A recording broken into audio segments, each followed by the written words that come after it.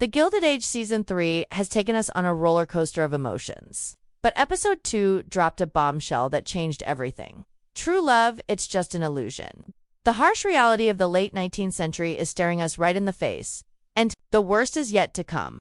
Episode 3 promises to take things even further, showing how power, money, and status have the final say in matters of the heart.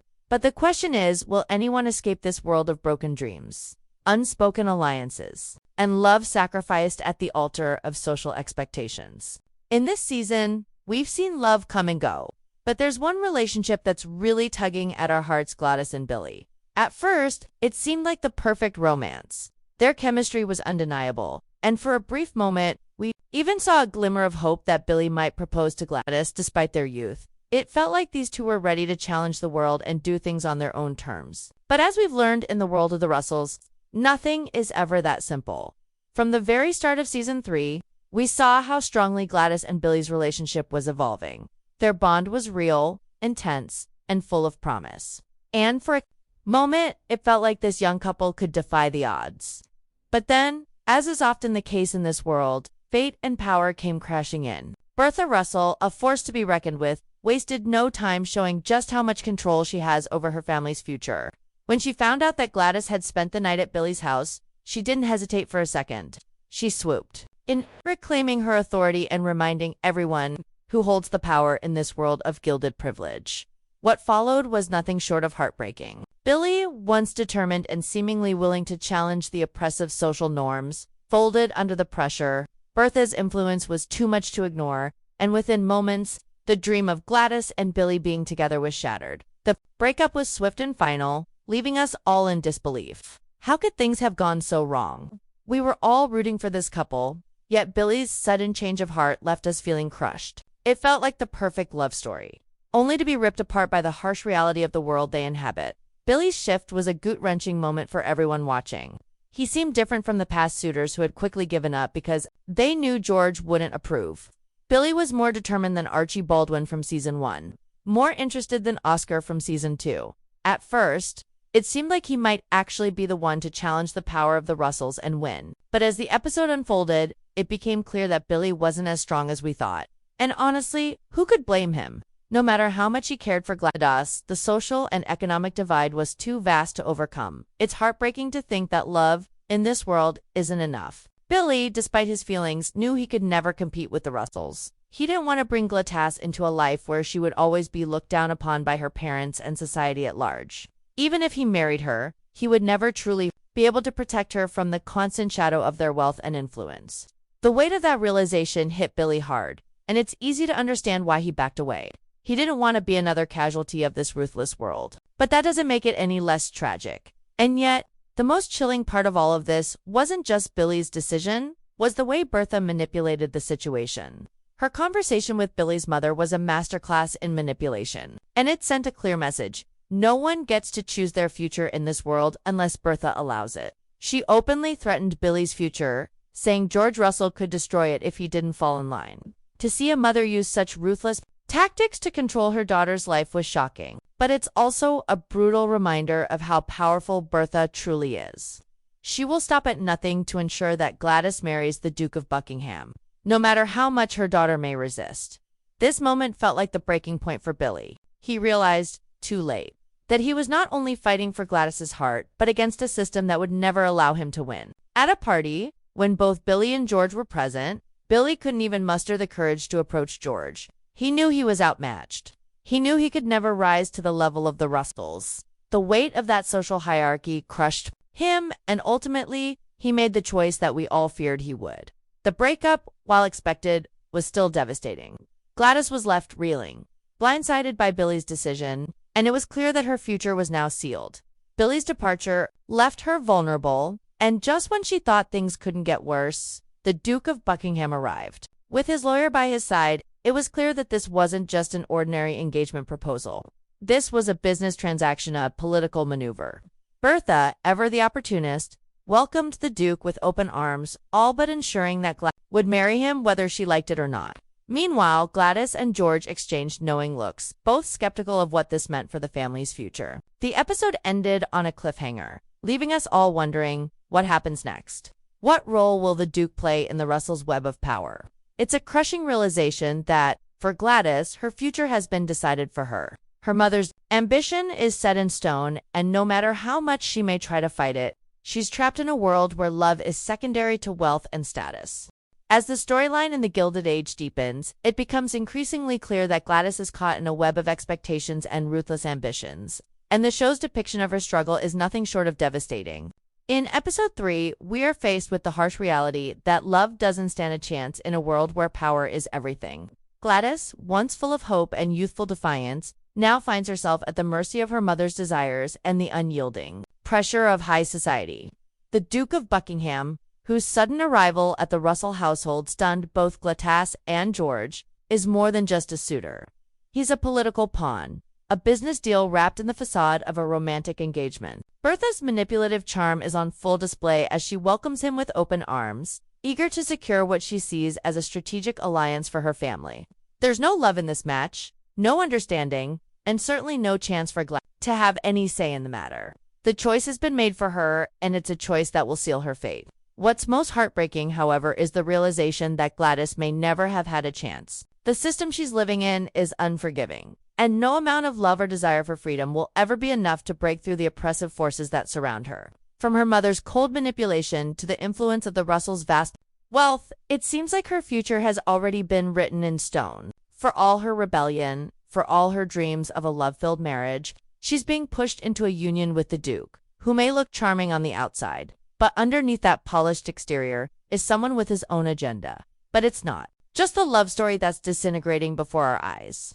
Episode 3 also paints a broader picture of the power struggles that run rampant in this society. We see how deeply intertwined social class, money, and influence are, how they dictate the course of people's lives, their loves, and their futures.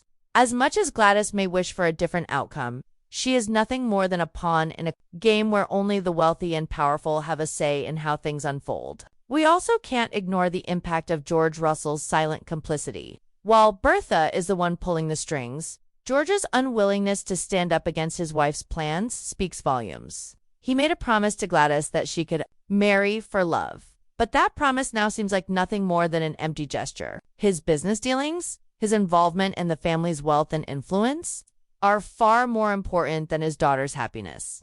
The tension between him and Bertha is palpable, and it's clear that this marriage to the Duke is more than just about Gladys. It's about securing power, securing the Russell family's future, and making sure that no one, not even a beloved daughter, stands in the way. The emotional toll on Gladys is evident. She is torn between the family she loves and the man she hoped would be her partner in life. She doesn't want this future. She never asked for it, but the walls are closing in, and the more she resists, the tighter the grip becomes. The promise of love, once so bright and full of possibility, has dimmed to a flicker, and now all she can do is hope for the smallest glimmer of freedom, something that seems increasingly unlikely.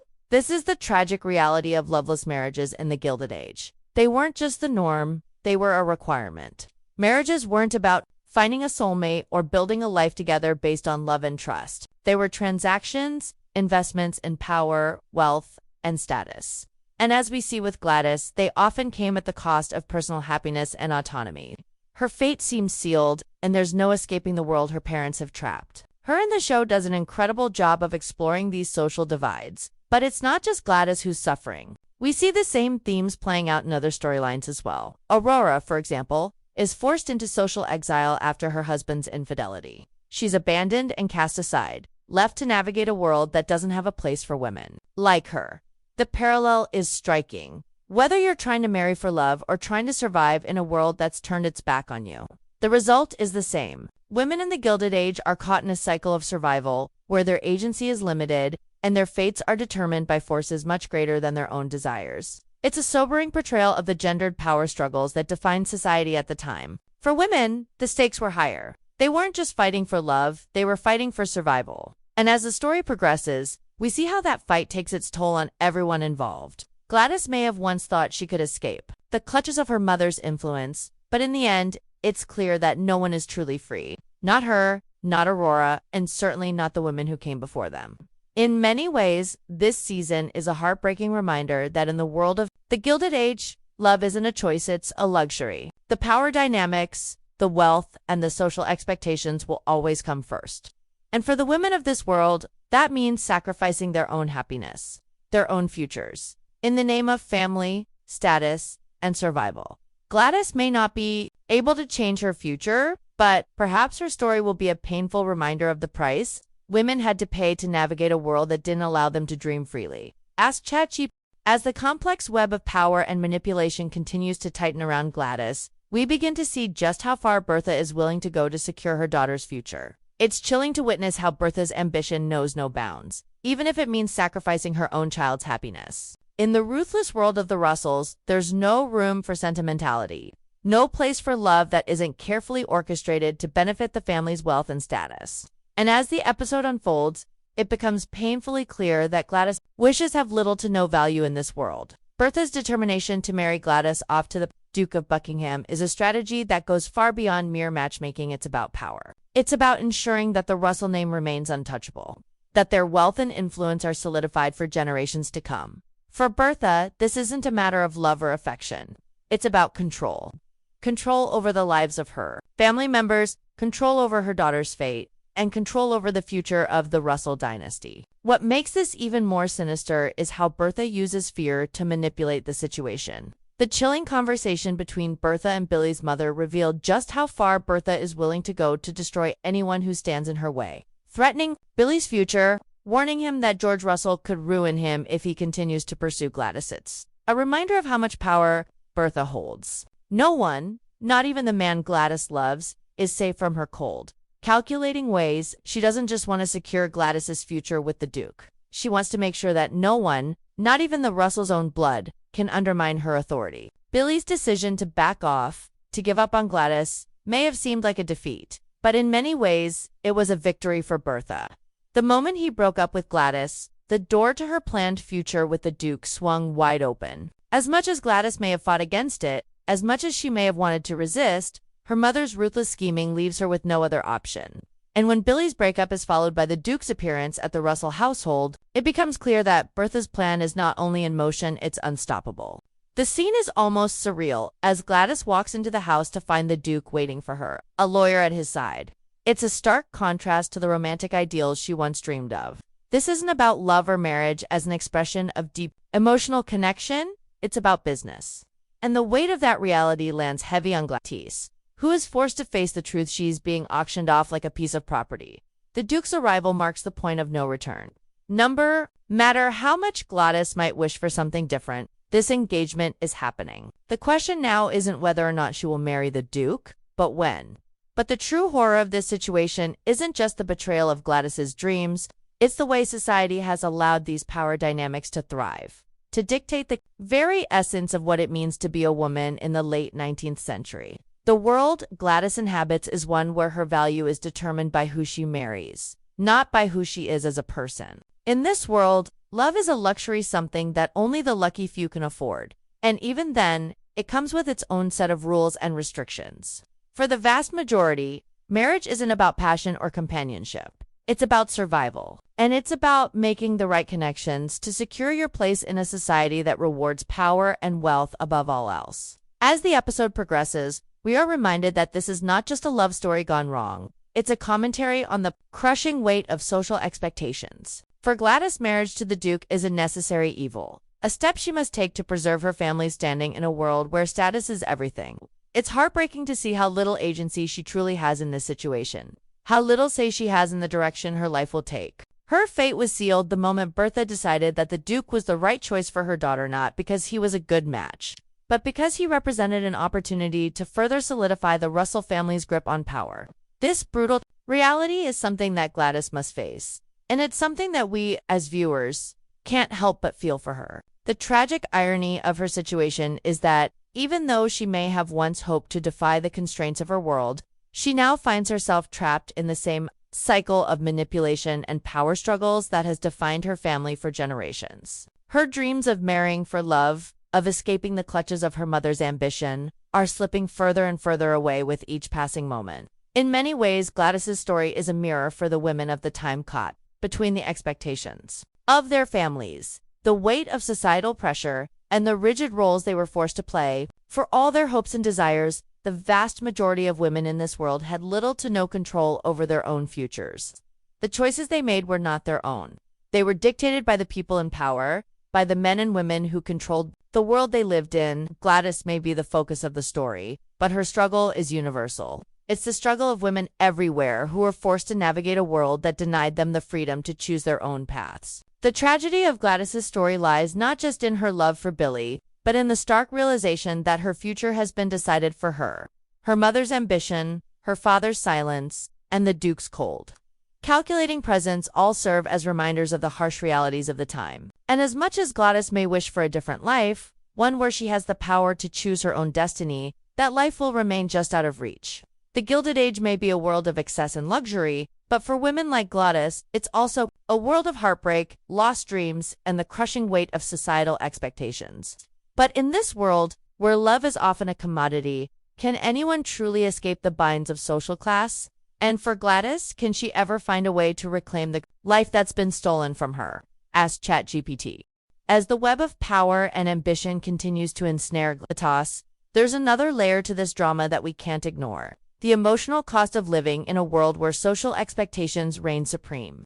While Gladys's fate seems sealed, with the Duke, there's still a lingering sense of something more at play. The tragedy of her situation isn't just about losing her love for Billy, it's about losing her identity, her sense of self in a world that demands conformity above all else. Bertha's manipulation of Gladys's life is a chilling portrayal of how far a mother will go to protect her family's status. But what's even more devastating is that Bertha herself, in her quest for control, has lost sight of the very essence of what it means to be a parent. It's not about protecting your child's happiness or well-being, it's about securing a future that's filled with wealth and power, no matter the cost. The deep emotional wounds left by Bertha's actions are not just about Gladys losing Billy, but also about the fracture that's forming between mother and daughter. This relationship, once filled with love and trust, is now corrupted by ambition and fear. But let's not forget about George, who remains oddly passive in this entire situation. His quiet acceptance of Bertha's actions speaks volumes about the dynamics of their marriage and the power struggles that exist within it. George may have promised Gladys that she could marry for love, but his inaction makes it clear that his loyalty lies with Bertha, not his daughter. This unwillingness to confront Bertha's ruthless plans reveals a deeper rift between the two, one that's growing wider with each passing episode. It's heartbreaking to see how little George is willing to stand up for his daughter's happiness. The man who once seemed so powerful, so in control, is now reduced to a mere bystander, unable to challenge his wife's dominance. The real tragedy here is the loss of personal agency. Gladys, like so many women of her time, has no control over her own future. Her wishes, her desires, her dreams, none of it matters in the face of her family's ambitions. She is a pawn in a game that she never signed up for. And the more she resists, the more tightly the chains of societal expectations and family duty wrap around her. The heartbreak Gladys experiences isn't just about losing Billy, it's about realizing that no matter how much she loves him, her love will never be enough to overcome the crushing weight of her family's expectations. And as if the pressure from her mother and father wasn't enough, there's also the looming presence of the Duke, the very man who will become her husband. The man who she's forced to marry represents everything that Gladys despises about the world she lives. He's cold, calculating, and focused solely on the business side of marriage. To him, Gladys is nothing more than an investment, a transaction that will secure his position in society. There is no love in his eyes, only the desire to secure his own future by marrying into the powerful Russell family. It's a painful realization for Gladys, who knows that the man standing before her will never offer her the kind of affection and companionship she desires. As Gladys tries to navigate this impossible situation, there's a growing sense of despair in the air. She may be able to go through the motions, to smile and pretend, but deep down, we all know that her heart isn't in it. She's being forced into a life she never wanted, and the emotional toll of this is immeasurable. It's not just about the external pressure from her parents or the Duke, it's about the internal battle she faces every day. The constant war between her desires and the reality of her circumstances. What's even more haunting is the way the show has slowly unraveled the illusion of happiness. At the beginning of the season, Gladys and Billy were the perfect couple, young, hopeful, and full of possibility. But now, all that hope has been extinguished. Gladys's journey is no longer about love, it's about survival, about navigating a world that will never allow her to choose her own path. The dream of marrying for love has been replaced by the grim reality of a marriage built on power and wealth. The tragic irony is that no matter how much she may wish for something different, the world she lives in won't allow her to escape the confines of her family's expectations. In a sense, Gladys's story mirrors the lives of many women of that era. The social class divide, the rigid expectations placed on women, and the overwhelming power dynamics that governed their lives left them with little to no agency. Love wasn't the driving force behind marriage, it was survival, security, and status. Gladys may be young, but she's already had her innocence stripped away by the harsh realities of the world she was born into. But perhaps the most heartbreaking aspect of all this is the sense of resignation that starts to take root in Gladys. She knows that no matter how much she fights, no matter how much she resists, she cannot change her fate. She is trapped in a gilded cage, and the more she struggles, the tighter the bars become. Her relationship with Billy is now a painful memory, a dream that will never come true. The love that once felt so real and full of promise has been replaced by the cold, unfeeling machinery of power and control. It's a powerful commentary on the role of women in society during this period. A reminder that for many women, love was never truly an option.